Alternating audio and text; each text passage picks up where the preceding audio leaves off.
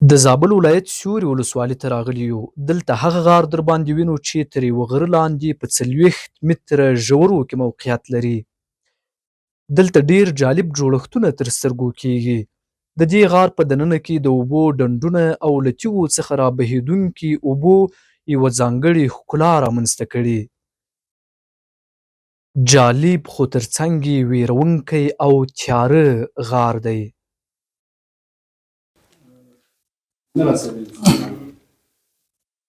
دا کوم د اوبو ډبره سوې که نه؟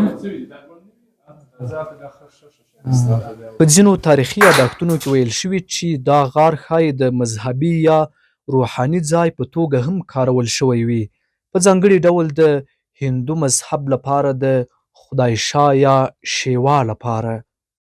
د دې غار په تړاو د سیمې خلک جالب نظرونه لري. ځینې د پخوانیو بودایانو عبادت ځای، ځینې د هندوانو ستر بازار او ځینې د پیریانو ځاله بولي.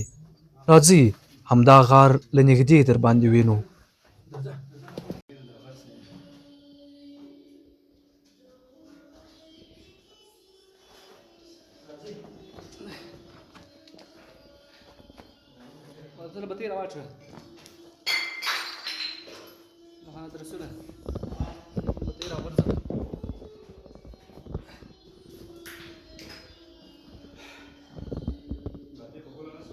څنګه شو؟ دا بتې نه دا ما باندې یو ضعیفه سوله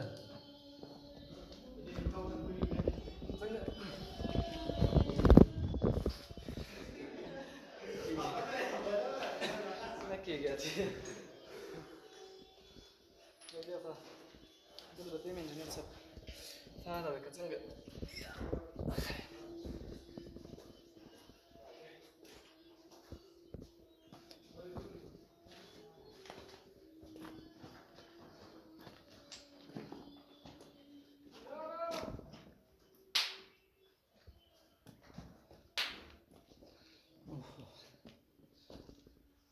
دا ډبره هم ډېره نازکه جوړه شوې ده، نه ده؟ بیخي داسې یو جالبه ډبره ده، نه ده؟ دلته هم لاندې اوبه دي.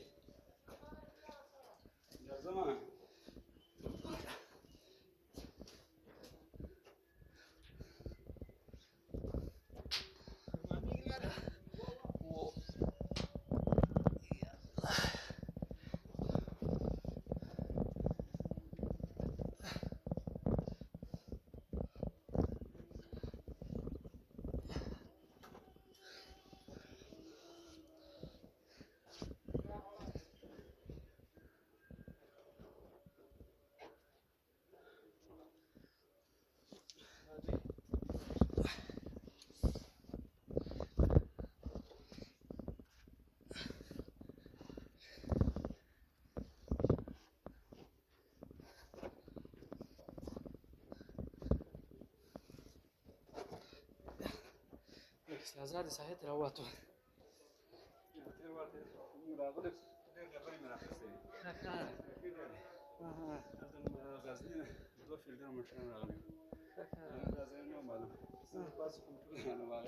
ولې؟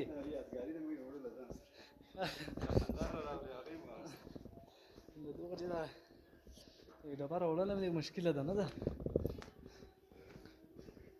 څوک بلد نه وي داسې ځایو ته نشي تللی، یا چیرې داسې ځای ته تلل ډېر مشکله ده.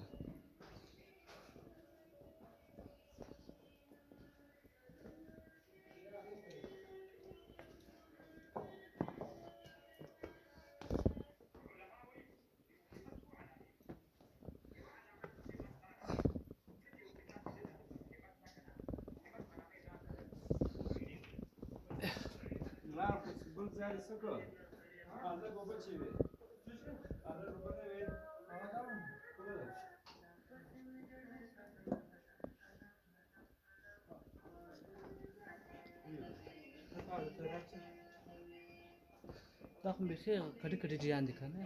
دا ټول ډک شوي دي. بس راځه نو راځه